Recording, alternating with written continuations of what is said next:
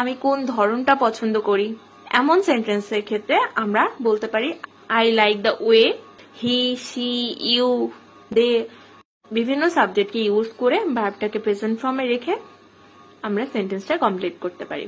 তারপরের ধরনটা আমার ভালো লাগে, I like the way she reads.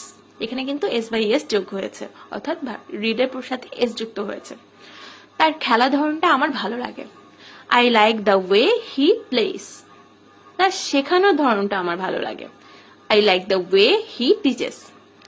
এভাবে আমরা তো বিভিন্ন ধরন পছন্দ করি, সেক্ষেত্রে আমরা সেন্টেন্সগুলো রেডি করলাম।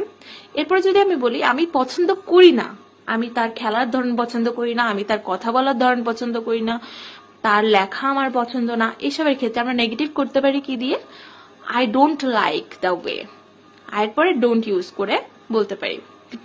তাহলে আমরা কিভাবে সেন্টেন্সটা রেডি করতে পারি, তার লেখার ধরনটা আমার ভালো লাগে না, I don't like the way she rights. আমরা কিন্তু শি এর পরে রাইটস ইউজ করবো, এস বাই এস যোগ করতে হয় যে person, third person singular number হলে।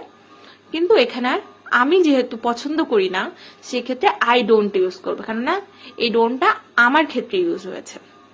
তাহলে তার লেখার ধরনটা আমার ভালো লাগে না, I don't like the way she rights. তার খেলার ধরনটা আমার ভালো লাগে না, I don't like the way he plays. তার